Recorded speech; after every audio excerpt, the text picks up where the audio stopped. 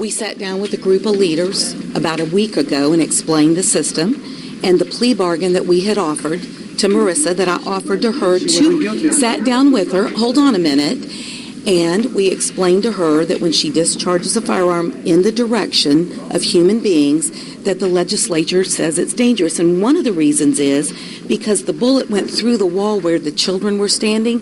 It happened to deflect up into the ceiling, but if it had deflected down and hit one of the children, so this law, hold on, and it didn't, we know, hold on, Madam Congresswoman, hold on, I know you're upset. Wait, I am very upset. Wait a minute, hold on, madam. You wait yes, a minute. You wait a minute. Go ahead. Angela. I appreciate what you're doing with Trayvon. I do because there was many mitigating circumstances. I cannot hear the Congresswoman. I can't even hear the Congresswoman. I'm trying to listen to her. Please. Thank you. Go ahead, ma'am. But let me just say. Yes, ma'am. There is no one in this country. I found out about this case in Washington. Reporters came to me about this case, and they compared it to what was going on in Sanford. Yes. Yes, ma'am. And the fact is, if there was a stand your ground case, it's this one. And, wait a minute. I'm sorry. And the judge denied stand your ground. In the case, they review it. In this case, that's right. But my feeling is that your office initially overcharged her in this case. This is my feeling. This is my feeling. But we can't try it here. Yes, ma'am. That's why we're asking that it not be tried now, and that if the facts are going to be put out, and I told Mr. Lincoln Alexander I wanted to sit down with him. You can't tell people. I understand. Listen, madam. There is no justification for 20 years. There's no listen. I was listening. Wait a minute. Friday on my phone, yes, which I don't know how to operate. It came up the results of several cases in Jacksonville, and someone was convicted of murder in Jacksonville last Friday. Yes, I don't know who it was. Got 15 years. Murder, 15 years.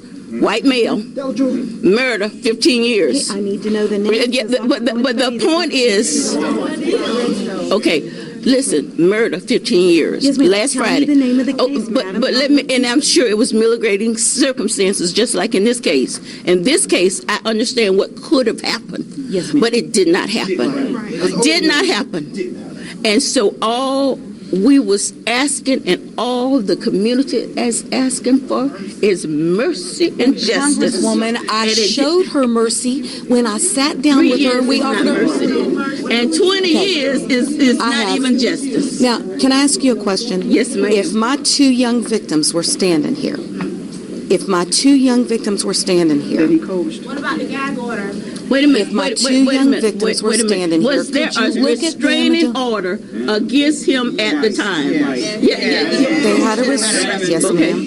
And then when she had, and one of the things you said. Hold on a minute now. I listened to everything you had to say. One of the things you said about it being a domestic violence situation has to be addressed. Because listen to me, when she was let out on bond by a circuit judge, Judge Jeff Morrow, who passed away, and that's why another judge has this case. He put Marissa out on bond, and clearly, I'm sorry, I'm trying to address the Congresswoman. I would appreciate some respect for both of us. Thank you. When he put her out on bond, he clearly said, Miss Alexander, do not contact the victims. 3 months later, she went back over there.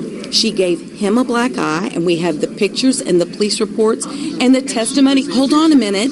And she, ma'am. Wait a minute. Hold on a minute, Congresswoman, because I want to make sure you have all the facts. She was arrested for that crime. She told the police she wasn't even there, that she had an alibi. She finally admitted it and pled to it in court.